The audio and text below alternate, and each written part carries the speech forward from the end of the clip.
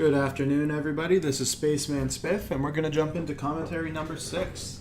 In this game, we have an orc versus human for you, but I think it's very important for me to say that I was absolutely convinced I was against an orc player this game.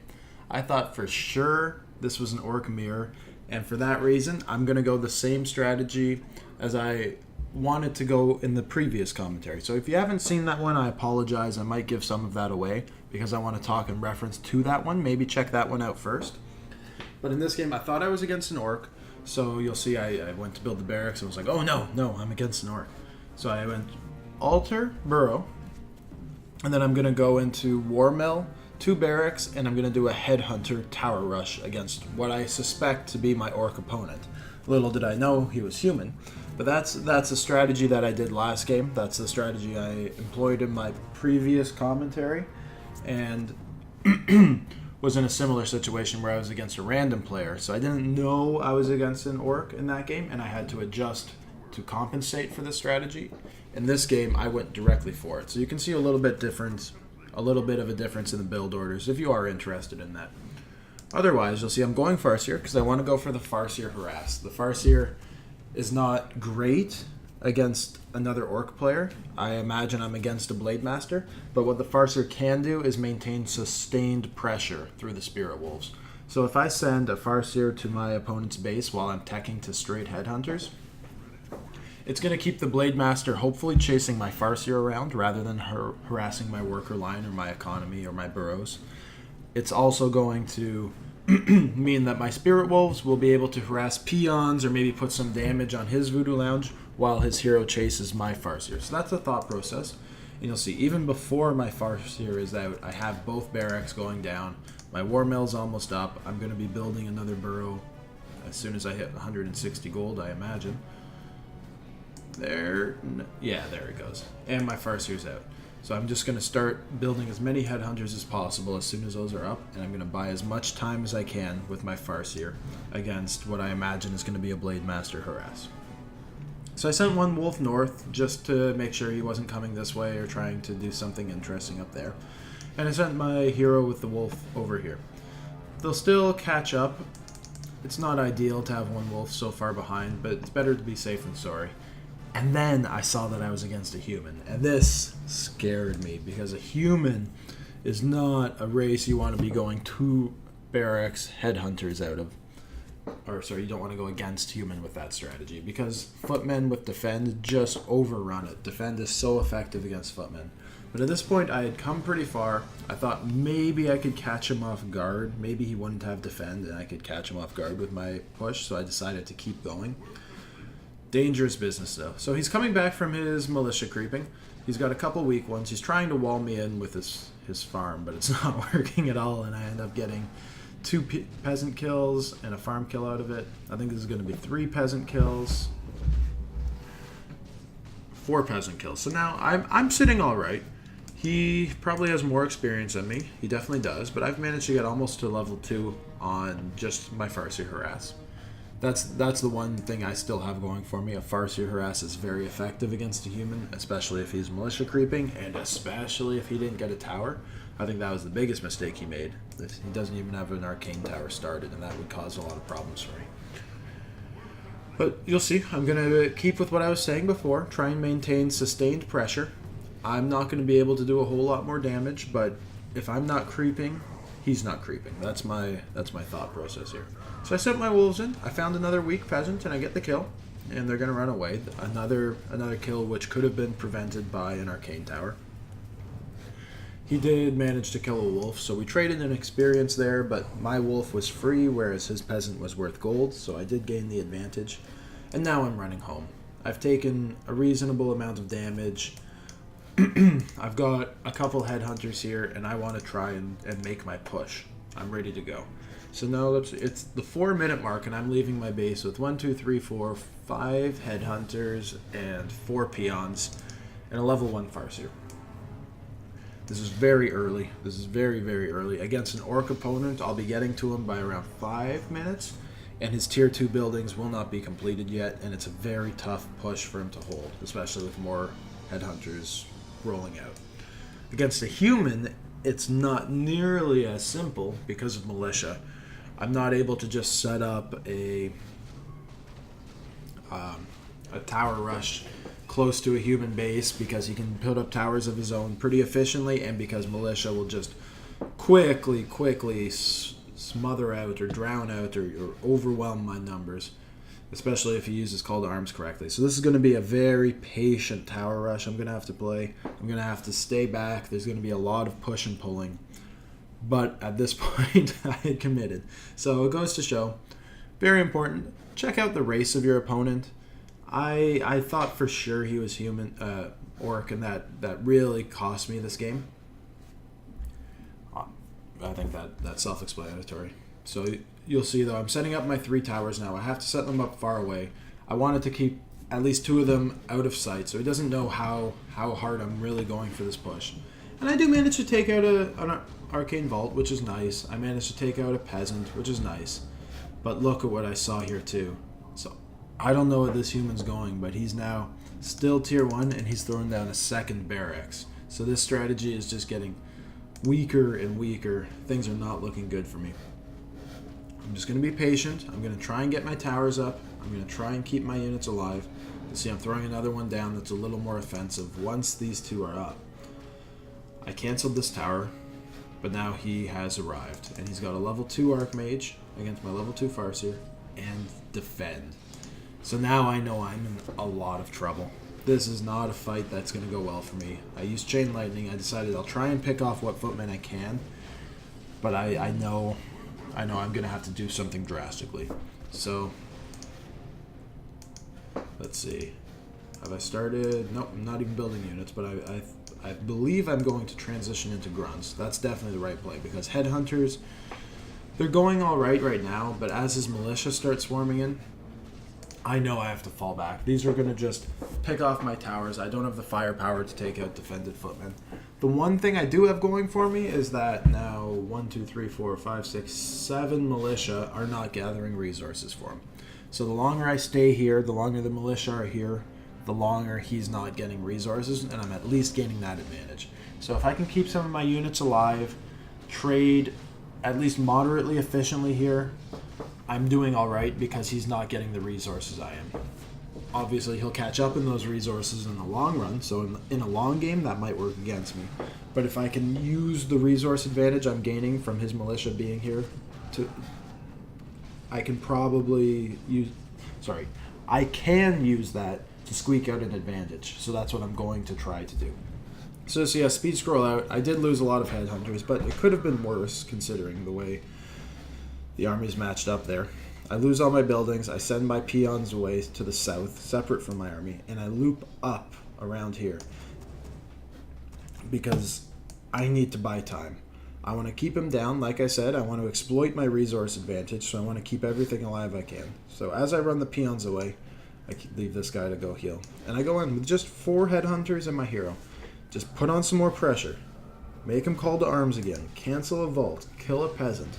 This is more resource advantage I'm gaining now, right? I get another peasant kill. My peons have survived because he had to run back to deal with me, and I'm teleporting out. So this was not necessary, really. I probably didn't have to teleport, but what that says, or what that should tell you, is that time is of the essence. That means I'm not wasting a second. So I came back, I'm regrouping, and I'm going to attack. I forgot to build a voodoo lounge in my base because I had just built the one here. So that hurt. But I have my peons up here, so it was okay. I'd be able to try and build one now, and you're going to see I'm going to have one. Yeah, right there. So despite only having 3 peons on gold, it's okay at this point because... 3 peons on wood. It's okay at this point because I've transitioned into grunts. So you'll see I'm building only grunts now, which costs no wood.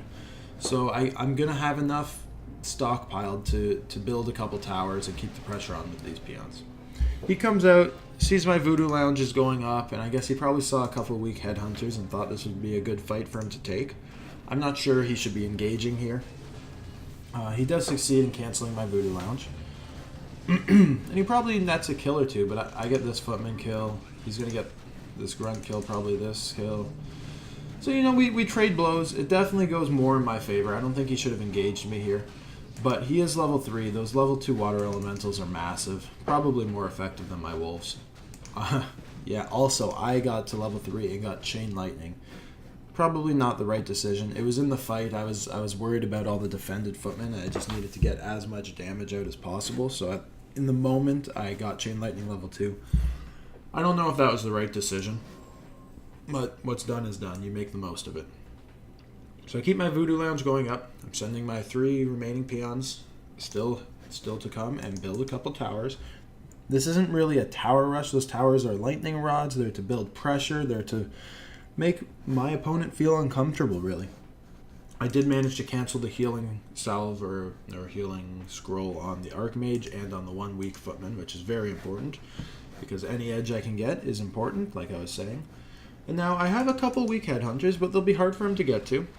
I'm throwing down my towers, and this pressure is starting to weigh on him. He uses defend again, so my headhunters, I don't want to let them die to my own reflected shots. So I sent my headhunters to just put damage on the Archmage and decided to let my grunts engage the footman. He's still worried about the towers, as you saw, so he focused some damage on the towers, and I had to cancel it. And now the militia come out again. And again, immediately I'm starting to look overwhelmed. The Archmage is weak, but he's killed 1 headhunter. My grunts here are getting weak. My towers are not even close to going up. So I'm getting overwhelmed again by the militia.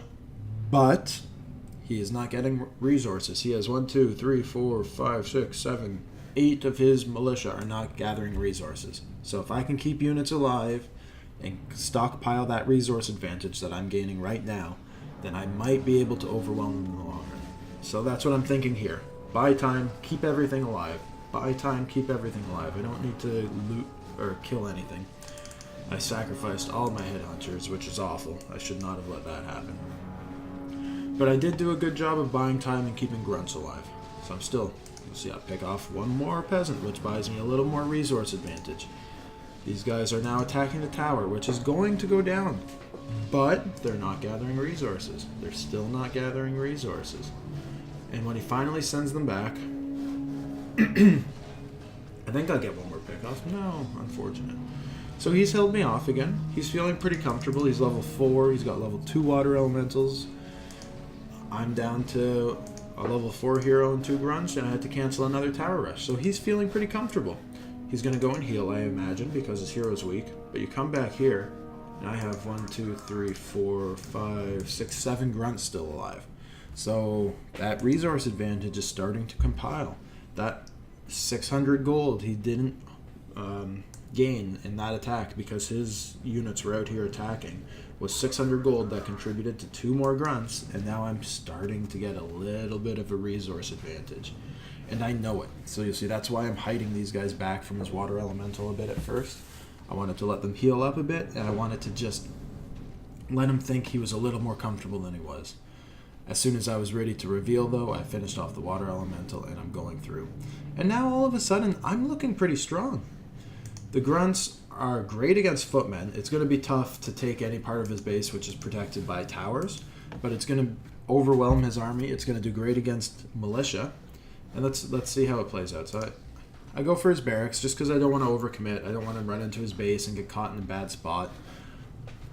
Militia are much more maneuverable through a human base than grunts are. And it comes down to the fight again. So I'm building 3 more towers. Probably not the most effective things in the world, but they're going up. I get a chain lightning off, and all of a sudden my resource advantage is looking insurmountable. He's now thinking, where did all these grunts come from? How does he have so much? So this this is more or less the end of the game, I think. He's got his towers going up, so it's not there yet, but he's getting worn down. He lost most of his militia now. He's lost most of his footmen. His water elementals are still doing great. I'm not panicking and trying to surround his hero. I'm just trading blows. Some defensive micro where I can, so I'll try and pull this guy away. But for the most part, just let them do their thing. I have more on the way. I got headhunters. Once I saw his army, once this battle had started and things were going pretty well, I switched over to headhunters because grunts are so terrible against a human base, especially once these 3 towers are up. But the grunts did win me the battle. They're going to be used to hold out for the rest of the war as well. One tower's up, that's it, but it's enough to put pressure on his arcane vault, and there's nothing he can do about it. Another thing which is important to know, I think, is that orc towers have 800 range, whereas human towers have 700 range. So there is a sweet spot where you can find, where you can build the orc tower, which can reach the human tower and it can't reach you. And I think I found it with this one. And I have a couple of headhunters just tapping away on the outskirts of his base at whatever I can. He decided to come and harass my main. That's not a bad idea, but he has so little health and it's so late in the game. I wasn't concerned about it. I decided I'm not going to try and do anything fancy. I didn't want to pull my units or my hero home. I didn't want to try and do some burrow micro to maximize economy at this point. I just wanted to hold because I knew he was down and out. I had killed so many militia at this point. There was not much he could do. His base was cramped. He was still tier 1. So I just need to play patiently now. So you'll see I was back here. I healed up my army. I'm still at 47 of 50. And my human opponent has been completely overridden. So this was not a standard game in that normally you would expect a human player not to go tier 1, 2 barracks and try and overwhelm me with a push of that nature. Normally they would either fast expand or go for a tier 2 push with casters and a beastmaster or something along those lines.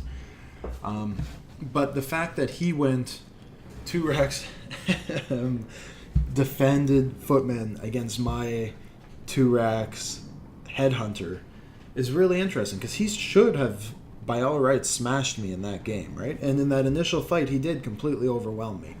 I was not prepared to deal with militia and 7 defended footmen in that initial push.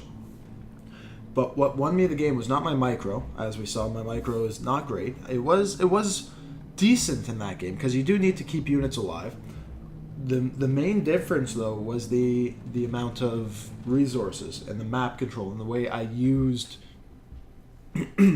my understanding of his position to my advantage. Because if we go to resources, and let's look at this, gold mined, we were both on one base the whole game. But I managed to mine 2,200 more gold than him.